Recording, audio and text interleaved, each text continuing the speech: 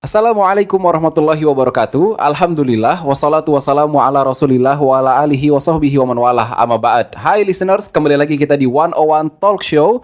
Alhamdulillah, kali ini masih bersama saya Abdul Razak, ditemani oleh abang saya Mas Teni. Apa kabar Mas Teni? Alhamdulillah sehat. Dan alhamdulillah masih dengan guru kita yang mulia Al-Ustadz Muhammad Dzuldzikri hafizahullah ta'ala. Apa kabar Ustadz? Alhamdulillah. Terima kasih Ustadz telah membersamai kita kembali di studio. Jazakumullah khair Ustadz.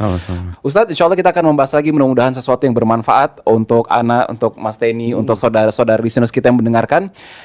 So, insya Allah, Mas Teni, what do we have for today? We have a bad habit yang mau dibahas, namanya menunda-nunda pekerjaan, Ustaz. Ini saya pribadi banyak banget, Ustaz. Sering banget terbengkalai pekerjaan-pekerjaan gara-gara menunda pekerjaan. Kita sering banget ngelakuin penundaan pekerjaan. Nama kerennya procrastination kan. Procrastinating katanya gitu kan.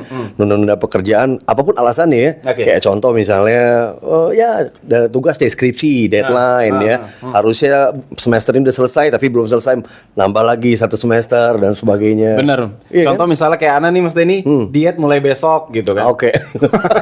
Besoknya nggak ketentuan tuh Ustaz, kapan? Terus tiba-tiba kepala udah gitu, kode kolesterol tiba-tiba ya. Nah, Katanya gitu, tapi alhamdulillah belum sih, mudah-mudahan. Mudah-mudahan jangan sampai. Dan untuk kita kadang-kadang bahaya ini, kadang-kadang nunda untuk mengganti puasa gitu Ustaz ya. Tiba-tiba untuk yang para akhwat-akhwat nih khususnya, tiba-tiba sudah sampai di hilal 1 Ramadan lagi gitu Ustaz. Iya, baik. Ya ini untuk saya Ustaz, untuk Mas Teni, Masya Allah, ini mudah-mudahan dapat wawasan dan ilmu dari Ustadz. Bagaimana pandangan Ustadz dengan kebiasaan menunda-nunda ini Ustadz? Silakan Ustadz. Ya, bismillah, alhamdulillah, wassalatu wassalamu ala rasulillah. Allahumma inna nas'aluka ilman nafi'an wa na'udzubika min ilmin la yanfa'. Habits ini melanda banyak kita ya.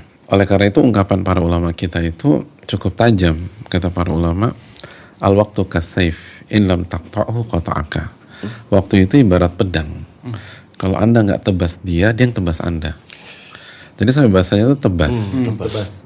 Jadi sama waktu ini seakan-akan harus ada korban. Kalau nggak dia jadi korban, kita jadi korban. Jadi kalau kita nggak tebas waktu itu, dalam arti mengisi dengan yang bermanfaat, dia akan tebas kita. Makanya nggak heran ada insiden seperti itu. Dan di dalam kehidupan kita, mayoritas orang gagal setelah tidak ada taufik dari Allah itu kan karena kehilangan waktu dalam hidupnya. Dia tidak manfaatkan, dia tidak kerjakan sesuai dengan waktunya, dan menunda-nunda kerjaan gitu. Jadi sama waktu kita harus ulama bilang kita harus serius, kita harus habis-habisan. Kalau Anda nggak tebas dia yang tebas Anda. Jadi di analoginya pakai pedang ya. Dan tebas menebas gitu lah. Jadi udah nggak ada toleransi, nggak ada excuse. Kita harus gunakan waktu semaksimal mungkin. Makanya Ibnu Umar radhiyallahu ta'ala anhu mengatakan, idza asbahta fala tantadhiril masa. Kalau Anda ada di waktu pagi, jangan sampai nunda sampai waktu sore. Jadi kalau Rozak punya prinsip tadi apa? Gue akan diet besok. Iya, diet start tomorrow. Dan itu budaya kita ya. Mulai besok gitu. Mulai besok. Start tomorrow. Ulama kita atau para sahabat itu udah gak main besok lagi. Kalau Anda ada di waktu pagi, jangan tunda sampai sore. Dan kalau ada di waktu sore, jangan tunda sampai waktu pagi. Jadi bisa dikerjain di waktu pagi, di waktu duha, di waktu siang, kerjain. Dan kalau kita ada di waktu sore, apa yang bisa kita kerjain waktu sore, malam, sepertiga malam terakhir tuh kerjain. Jangan sampai tunggu pagi lagi. Lalu beliau mengatakan khud min sihatik limaradik, dan manfaatkan waktu sehatmu sebelum waktu sakitmu, dan manfaatkan hidupmu sebelum kematianmu.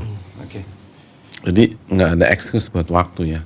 Nunda-nunda itu penyakit. Dan bukan hanya puasa aja, sholat. Iya, waduh. Sholat juga gitu kan ya. Bahkan ada terkadang yang kita tuh nggak bisa lengah sama sekali. Mau ilmu kita kayak apapun kita tunda, itu bisa jadi kebablasan. Ya. Nah inilah kurang lebih kebiasaan-kebiasaan kita sehari. Jadi pertama kita dari sisi waktu nih saat itu memudahkan itu semua. Kedua, bagaimana cara kita mendisiplinkan untuk tadi supaya tidak menunda-nunda pekerjaan tadi, Ustaz. Termasuk ibadah dalam urusan ibadah nih, Ustaz. Dengan kita harus sadar bahwa waktu itu nikmat yang sangat besar. Dan nggak bisa diganti gitu loh.